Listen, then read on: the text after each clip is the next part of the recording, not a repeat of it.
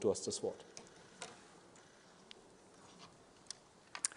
Danke sehr, Lars. Ja.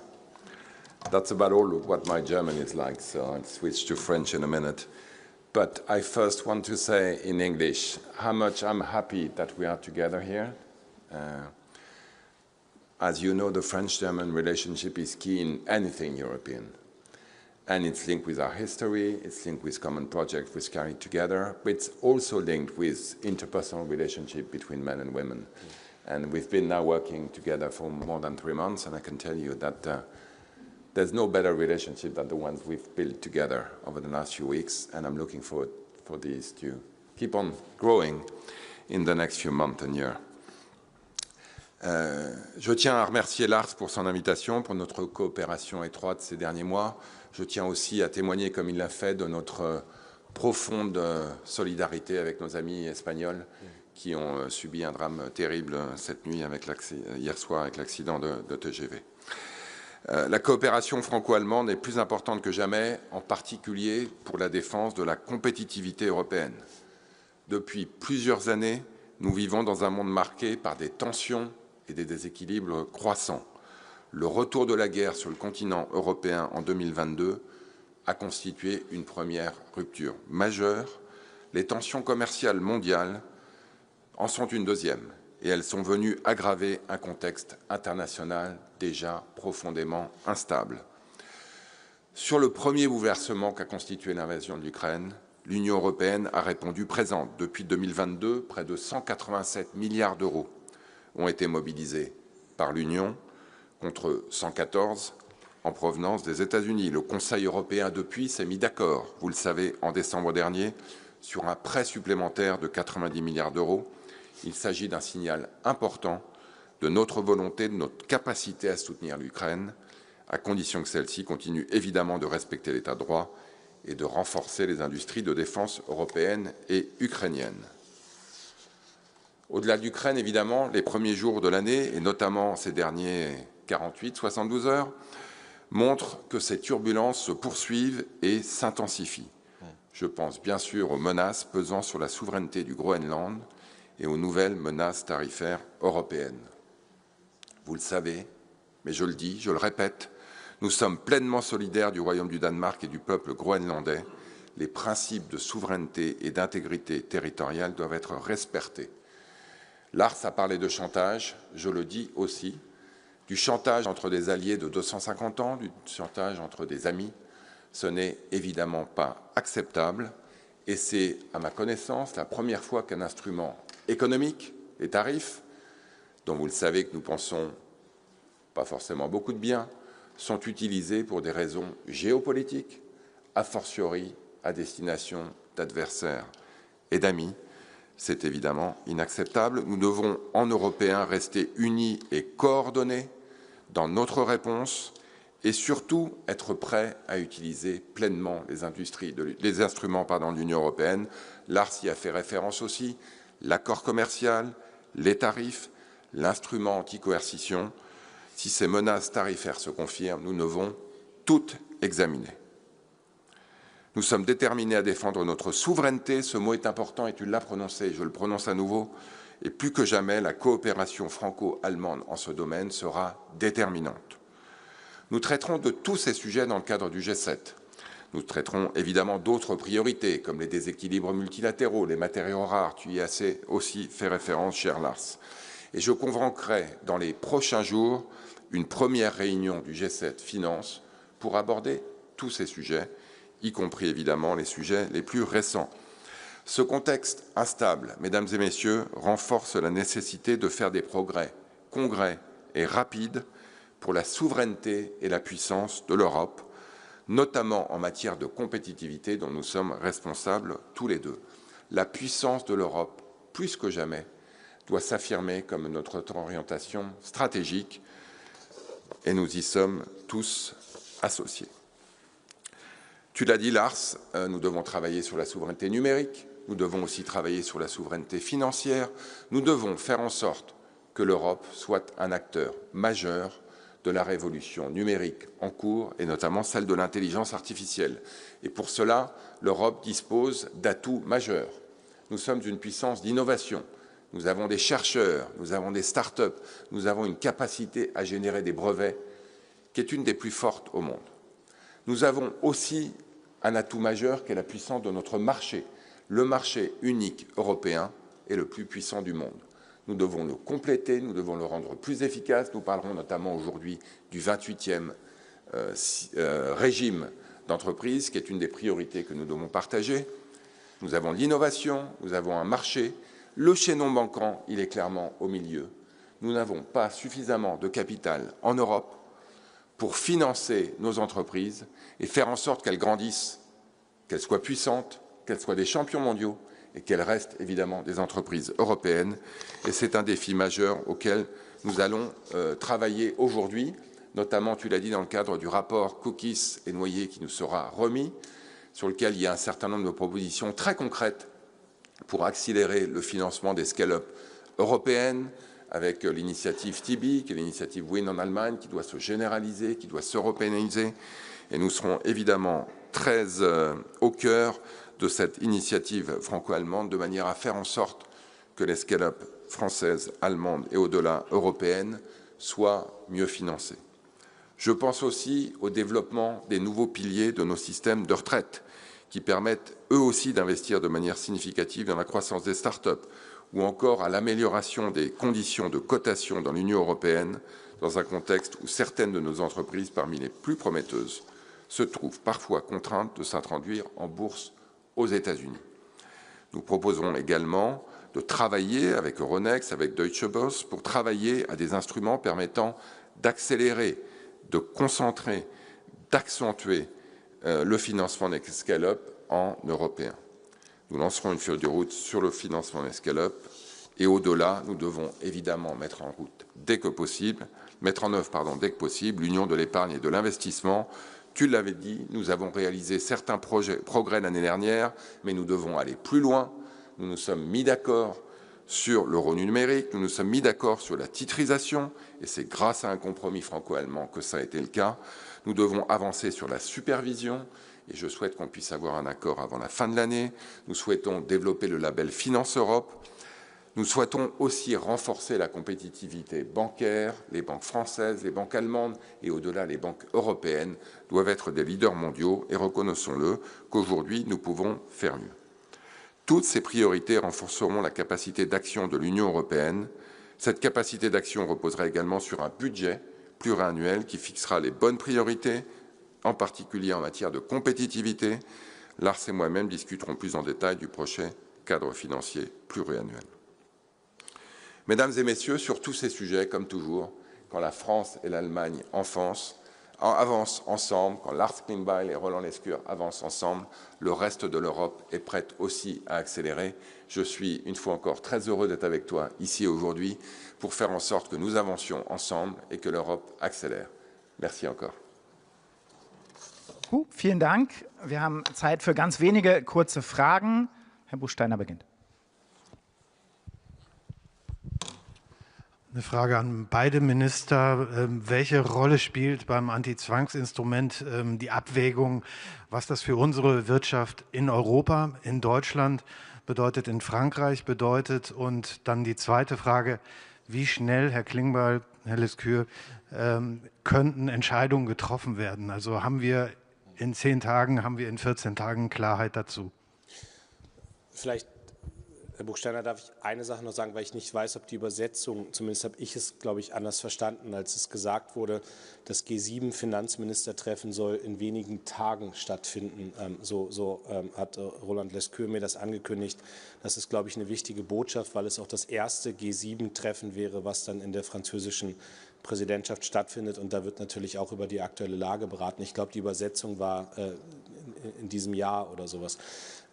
Ich will zu dem Punkt, den Sie gefragt haben, sagen, es muss jetzt alles vorbereitet werden. Und natürlich ist es eine ständige Abwägung und das tun wir, das ist die Verantwortung, die wir haben, sich zu fragen, was hat das für Auswirkungen für Europa, für Deutschland, für Frankreich, für die heimische Wirtschaft. Aber ich sage Ihnen auch, da sind jetzt Grenzen erreicht. Und wenn ich die Drohung gegen die Integrität und die Souveränität Grönlands und auch des Staates Dänemark sehe, dann ist das ein Punkt, wo ich auch gestern auf ganz vielen Veranstaltungen, als ich unterwegs war im Land, gemerkt habe, die Menschen erwarten jetzt auch von der Politik in Deutschland, und ich kann jetzt erstmal nur für Deutschland reden, dass man sich da nicht erpressen lässt, sondern dass man was dagegen setzt. Und wir werden, ich habe es gesagt, immer die Hand ausgestreckt halten, aber wir müssen jetzt auch klar sein, und deswegen sind es diese 3 Maßnahmen, die ich beschrieben habe, die jetzt vorbereitet werden müssen von der europäischen Ebene.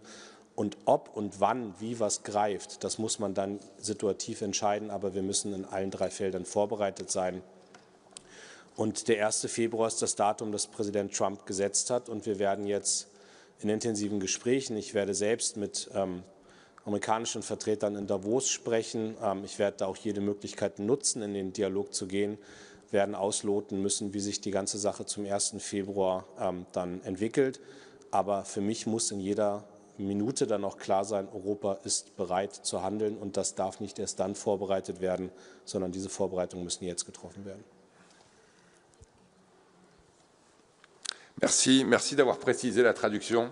Donc, réunion du G7 dans les jours qui viennent pour lancer la présidence G7 Finance sur tous les sujets importants auxquels on va devoir s'atteler, les déséquilibres mondiaux, les matériaux rares, mais aussi évoquer l'actualité, l'Ukraine, mais aussi, j'allais dire, et surtout les événements récents et les prises de position récentes des États-Unis autour du Groenland. Je vais être très clair. Les déclarations récentes du président Trump constituent un changement de dimension. À la fois calendaire, on parle du 1er février, on parle de quelques jours, et évidemment, je dirais, de dimension principielle. On est aujourd'hui en train d'envisager une arme commerciale pour traiter un sujet géopolitique avec des alliés et des amis. Et ce changement de dimension calendaire et principielle, doit aussi se traduire par un changement de dimension dans notre capacité à réagir. Tu l'as dit, Lars, nous devons réagir vite et nous devons réagir bien. Nous devons réagir de manière importante pour que, je l'espère en tout cas, le type d'annonces qui ont été faites ces dernières heures puissent n'être que des annonces et finalement pas suivies d'actes. Et de ce point de vue-là, il faut regarder tous les instruments à nos dispositions. Tu l'as dit, je le redis, l'accord commercial entre les États-Unis et l'Union européenne, la possibilité de mesures de rétorsion, des tarifs. Vous le savez, ils avaient été préparés par l'Union européenne, ils ont été suspendus pendant 6 mois. Les 6 mois arrivent à échéance début février. Et pourquoi pas l'instrument anti-coercition. Est-ce que ça aura des impacts sur l'économie européenne? Évidemment. Nous regrettons ce genre d'escalade potentielle et nous allons tout faire pour l'éviter. Mais malheureusement, il est possible qu'on puisse être amené à prendre des décisions qui feront du bien à personne, si ce n'est peut-être réaffirmer, c'est important, la puissance de l'Union européenne et sa capacité de manière autonome, elle aussi, à se développer. So, gibt es als zweites eine Frage von einem französischen Medium? Noch nicht gesehen. Sie können natürlich auch gerne auf Französisch fragen, bitte sehr. Guten Morgen, Pierre Kivon für die Agence France Presse. Das Anti-Coercion Instrument wird als wirtschaftliche Atomwaffe bezeichnet. Bedeutet dies, dass sein Einsatz das Ende der Allianz zwischen den USA und der EU oder zumindest eine ebenso Vergeltungsmaßnahme seitens der USA zur Folge haben wird. En français, l'instrument de coercition est surnommé comme une espèce d'arme nucléaire. Est-ce que son emploi signifierait la fin de l'alliance entre les États-Unis et l'UE? J'ai toujours été un peu sceptique sur ces parallèles un peu osés entre des instruments économiques et des instruments de défense. Mais si je devais poursuivre votre parallèle, l'arme nucléaire est là pour ne pas s'en servir. L'arme nucléaire, c'est avant tout une arme de dissuasion. J'espère qu'on en restera là également. Mais évidemment, l'instrument anti-coercition fait partie des instruments à notre disposition. Ce serait, je dirais, des mesures fortes qui seraient adoptées si nous allions jusque-là. Mais la France, vous le savez, souhaite qu'on puisse examiner cette possibilité, en espérant évidemment que la dissuasion l'emporte et que le président Trump revienne à une relation, je dirais, plus franche, certes, mais amicale et de négociation, plutôt qu'une relation fondée sur la menace et le chantage. Je ne souhaite pas, à ce stade, me mettre dans l'hypothèse que vous faites de la fin des relations économiques entre deux amis de 250 ans, la France et les États-Unis, et deux alliés stratégiques de décennies que sont les États-Unis et l'Union européenne. Nous devons tout faire dans les jours qui viennent pour à la fois affirmer notre capacité de réaction, affirmer notre puissance, mais aussi faire en sorte, j'allais dire, qu'on baisse la pression et qu'on désescalade plutôt qu'on escalade. C'est tout l'objectif des jours qui viennent. Ils seront évidemment très importants. Ça commence par un sommet européen jeudi. Ce sera aussi dans le cadre du G7 Finances qu'on aura l'occasion d'en parler. Ich will ein bisschen Dramatik auch aus der Sprache nehmen, weil es hier nicht um Atomwaffen geht und das würde alles relativieren, was mit Atomwaffen auf dieser Welt bisher angerichtet wurde. Aber es ist eine ernsthafte Situation und Sie haben gefragt, ob das transatlantische Verhältnis damit zu Ende geht. Nein, definitiv nicht. Und ich will das ja auch noch mal betonen, was ich gestern immer gesagt habe, die USA, das ist mehr als Donald Trump. Und ich nehme sehr ermutigende Signale von demokratischen Politikern wahr, aber auch von republikanischen, die sagen, das ist nicht der Weg, den wir gehen wollen. Insofern gibt es viele Menschen auch in den USA, mit denen wir im Kontakt sind, die ein sehr großes Interesse an einem transatlantischen Verhältnis haben. Nur ich finde, es geht hier auch um die Frage, ob Europa in der Lage ist, souverän und selbstbewusst an dieser Stelle zu sagen, hier ist eine Grenze erreicht. Darum geht es mir. Und das ist das, was ich erwarte, auch von der Europäischen Kommission, was ich von uns als Europäern erwarte, dass wir bei einer Frage, wo es um die Integrität und die Souveränität eines Landes geht, hier wir sehr klar ein Stoppschild setzen und sagen, diesen Weg gehen wir nicht mit. Wir sind bereit, über die Sicherheitsinteressen innerhalb der NATO zu reden. Wir sind auch bereit, über die Frage der kritischen Rohstoffe, der seltenen Erden zu reden. Roland Lescure hat gerade gesagt, dass wir innerhalb der G7 dazu einen produktiven Dialog führen werden. Wir können kooperative und gemeinsame Verabredungen hinbekommen. Aber hier ist es auch wichtig, Präsident Trump die Grenze aufzuzeigen und das auch selbstbewusst in Europa zu tun. Und dafür müssen nicht in dem Moment, wo die Zölle erhoben werden, sondern schon jetzt alle Instrumente vorbereitet werden, damit wir dann auch schnell reaktionsfähig sind. Das tue ich nicht gegen das transatlantische Verhältnis, sondern ich tue es, damit wir gleichberechtigte Partner in diesem transatlantischen Verhältnis sind. So, ich habe noch zwei Fragen gesehen. Bitte ganz kurz, weil uns die Zeit davon läuft. Die erste hat Herr Eckstein von der ARD. Sie haben ja mit Ihrem US-Finanzministerkollegen Scott Bessent noch vor wenigen Tagen zusammengesessen. Der hat sich jetzt dahingehend geäußert, dass er gesagt hat, die USA wirken stark, die Europäer wirken schwach. Also auch jetzt Ihre Ankündigungen scheinen da nicht sehr viel Eindruck zu machen. Wie gehen Sie denn damit um, dass Sie offensichtlich überhaupt nicht mehr ernst genommen werden? Und noch mit Blick auf die Stärkung der deutschen Wirtschaft, gibt es von Ihrem Koalitionspartner die Forderung, die Körperschaftssteuer jetzt früher zu senken? Da würde mich noch der Blick des Finanzministers darauf interessieren. Danke. Ich kann Ihnen nur, das habe ich ja gerade auch in meinem Statement gesagt und habe ja auch keinen Hehl draus gemacht nach dem Treffen in Washington, dass ich glaube, dass die wichtigste Aktion, die wir jetzt machen können, ist, dass wir Europa stark machen. Dass wir mit 27 europäischen Ländern, mit 450 Millionen Bürgerinnen und Bürgern, dass wir eine Stärke wirtschaftlich, sicherheitspolitisch, politisch entwickeln, dass niemand in den Verdacht käme, dass wir schwach sein können. Und daran müssen wir arbeiten. Und ich glaube, wir beide teilen in der Analyse aber auch, dass wir da viel besser werden müssen. Deswegen die gemeinsamen Vorstöße zur Vertiefung des Kapitalmarktes. Deswegen die gemeinsamen Vorstöße auch, wenn es darum geht, dass wir Europa innerhalb der digitalen Währungssysteme stärken wollen.